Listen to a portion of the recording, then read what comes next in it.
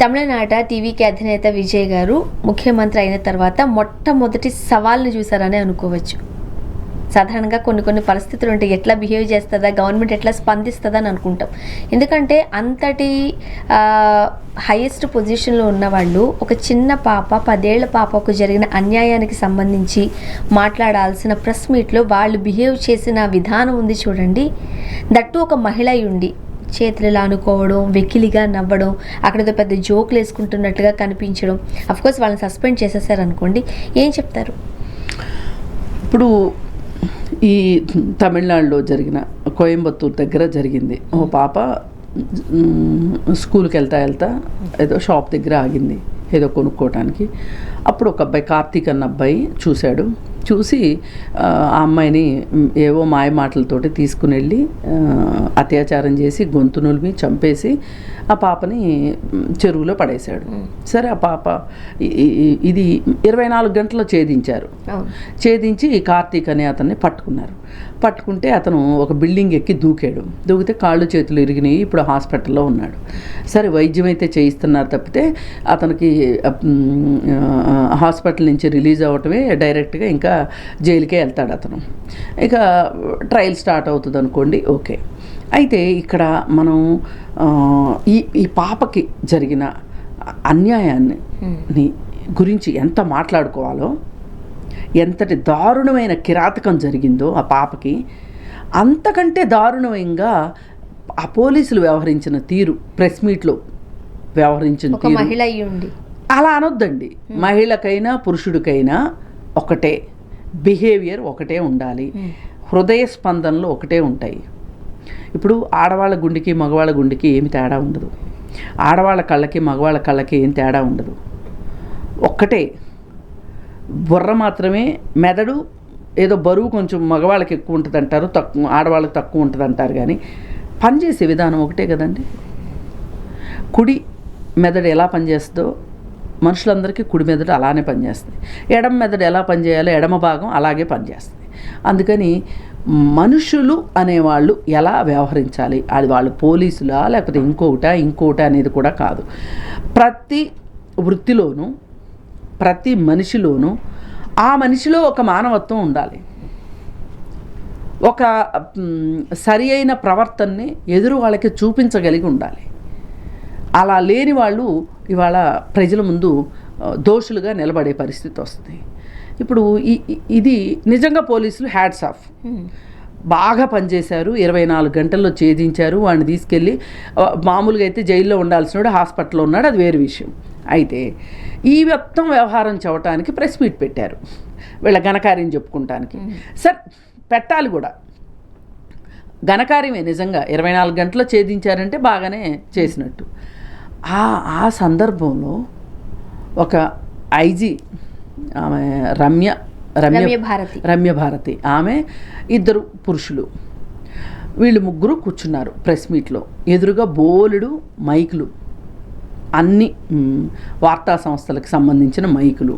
అక్కడ వీళ్ళ ప్రవర్తన, ఆ 3లోకి ఈవిడ ప్రవర్తన, మరీ రమ్యభారతి ప్రవర్తన అసలు ఏమాత్రము సమర్థనీయం కాదు, ఏమాత్రము ఆమోదించదగ్గది కాదు, ఏమాత్రము సహించేది కూడా కాదు. ఇలా అయ్యేసరికి ఇది సోషల్ మీడియాలో బాగా అసలు వైరల్ అయింది. ఆ ప్రవర్తన గురించి మనం మళ్ళీ స్పెషల్గా ఏం చెప్పుకోకల్లా, చాలా వెకిలిగా, చాలా సబ్స్టాండర్డ్గా, వాళ్ళ పోస్టులకి తగ్గట్లుగా కాకుండా అసలు మామూలు మనుషులు కూడా అలా చేయటానికి వీల్లేని విధంగా ఈ టాపిక్కి. ఇప్పుడు ఎవరో ఒక అతను రోడ్డు మీద వెళ్తున్నాడు, ఓ సైకిల్ మీదో బండి మీదో వెళ్తున్నాడు. అంతకుముందే కొన్ని ఆవులో గేదెలో వెళ్ళినాయి, అవి పేడ వేసినాయి. ఈ మనిషి వెళ్ళాడు, పేడ పైన బండి పోనిచ్చి బండి స్లిప్ అయితే కింద పడ్డాడు. ఎక్కడ పడ్డాడు? పేడలో పడ్డాడు. ఇది మాట్లాడుకోవటానికి కాస్త హాస్యభరితంగా, అతని ముందు కాదు, అతని ముందు అంటే అతని ముందు నవ్వితే తప్పు. ఎవరన్నా మాట్లాడుకునేటప్పుడు ఇది కూడా ఎవరు మాట్లాడుకుంటారు? పిల్లలు మాట్లాడుకుంటారు. భలే జరిగింది తెలుసా మా బజార్లో, భలే పడ్డాడు తెలుసా, అని మాట్లాడుకుంటారు. ఈ భలే పడ్డాడు అనే మాట ఓ 35-40 సంవత్సరాల వయసు వాళ్ళు మాట్లాడితే బాగుంటుందా? దరిద్రంగా ఉండదు. అట్లాగే ఈ సంఘటన విచారకరమైన సంఘటన, అభ్యంతరకరమైన సంఘటన, బాధాకరమైన సంఘటన. ఈ సంఘటనని మీరు అంత నవ్వులాటగా చేసుకోవాల్సిన అవసరం ఏంటి? అదేమన్నా పెళ్ళా పబ్బమా ఏంటి? వాళ్ళు ముగ్గురు మాట్లాడుకుంటున్నారు, నవ్వుకుంటున్నారు అని అంటే అక్కడ ఏదో జోక్స్ వేసుకున్నారా? ఇట్లా కూడా మనం చూస్తున్నాం. ఏం చేసుకున్నా అండి, ప్రెస్ ముందు అలా చేయడానికి లేదు. మీకు ఆ మాదిరి సీరియస్నెస్ మీకు లేకపోతే సమస్య పట్ల మీరేం పోలీసులు? ఇవాళ మీరు ఒక ఎంపతి చూపించాలి, అంటే ఒక సహానుభూతి చూపించాలి.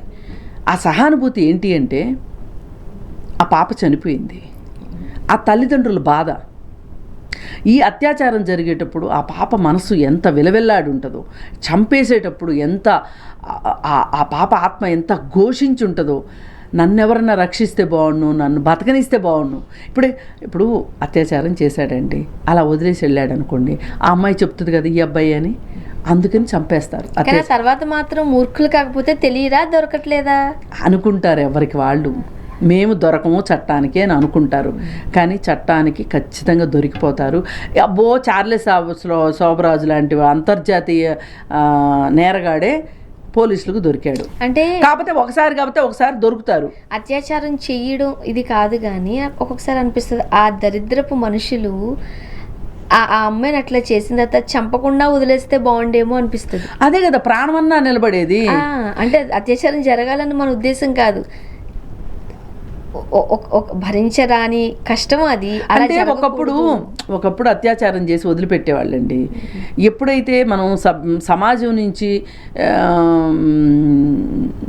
వాళ్ళని కఠినంగా శిక్షించాలి, వాళ్ళకి ఉరిశిక్షలు వేయాలి అనే మాట వచ్చిందో అప్పుడు ఏం చేస్తున్నారు అంటే, ఇప్పుడు పైగా బాధిత మహిళ యొక్క వాంగ్మూలం చాలా ఇంపార్టెంట్ అని చట్టం ఎప్పుడైతే అంటం మొదలెట్టిందో అప్పుడు అసలు ఈ వాంగ్మూలం ఇచ్చే మహిళ లేకపోతే అనే దాని కోసం చంపేస్తున్నారు.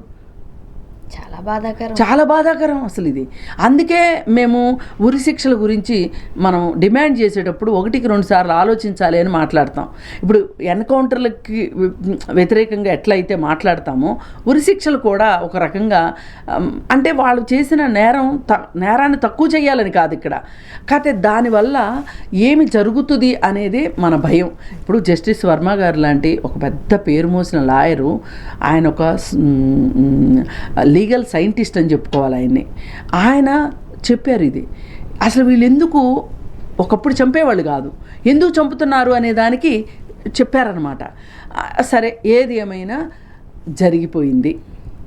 ఇప్పుడు వీళ్ళు ఈ పోలీసులు ప్రెస్ ముందు, ఈ ప్రెస్ అంటే వీళ్ళందరూ వెళ్ళి తీసుకెళ్ళి టెలికాస్ట్ చేస్తారు. దాదాపు తమిళనాడు మొత్తం చూస్తుంది.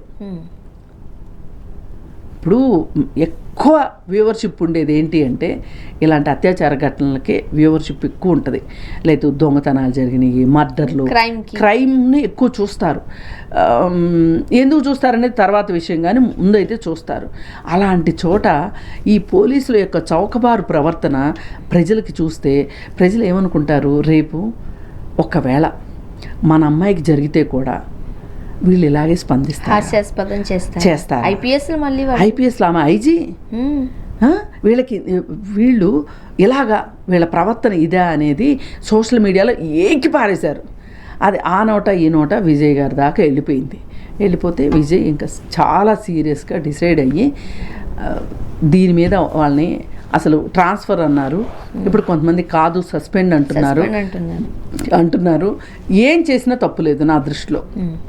ఎందుకంటే పోలీసులు ప్రజలకి, ఇప్పుడు రాజ్యాంగం ఎక్కడుంటుంది అంటే మీరేం చెప్తారు? రాజ్యాంగం అంటే ఏంటి, చట్టం అంటే ఏంటి అంటే మీరు ఏం చెప్తారు? అది ఎక్కడ దొరుకుతుంది అంటే ఏం చెప్తాం? పోలీసుల దగ్గర దొరుకుతుంది. పుస్తకాల్లో మనం కాదు కదా, పోలీస్ స్టేషన్లో దొరుకుతుంది. అట్లాంటి అంటే మీరు ఒక రకంగా చట్టానికి ప్రజలకి మధ్యలో వారధి లాంటి వాళ్ళు. మీరు ఇలా చేస్తే ఎలా? ఇది చాలా నివ్వెరపోయిన సంఘటన. ఇది దేశం మొత్తం కూడా చాలా బాగా మాట్లాడుకుంటున్నారు దీని గురించి. ఇలాంటివి మాట్లాడుకుంటే పోలీసులకి మీరు ఒక కాకి డ్రెస్ వేసుకున్నప్పుడు ఒక సీరియస్నెస్ వస్తుంది. ఇప్పుడు సినిమాల్లో పోలీస్ డ్రెస్ వేసుకున్న వాళ్ళ మీద జోకులు వేస్తే నాకు చాలా కోపం వస్తుంది. అలాగే పోలీస్ డ్రెస్ వేసుకున్న వాళ్ళతోటి ప్రేమాయణాలు నడుపుతూ ఉంటారు.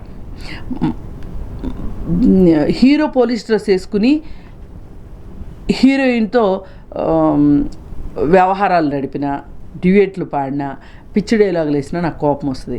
అలాగే ఇద్దరు పోలీసు వాళ్ళు ఈ భార్యాభర్త, నేను ఒక సినిమా బాగా కోపం వచ్చింది నాకు, ఏది నాగార్జునను టబు, ఆవిడ మా ఆవిడే. అసలు మీరు పోలీస్ని అట్లెట్లా చూపిస్తారు? అందుకే నాకు మలయాళీ సినిమాలంటే ఇష్టం. వాళ్ళు పోలీసుని పోలీసులాగా చూపిస్తారు. అలా వీళ్ళు ఇలా ఉండాలి పోలీసులు అంటే.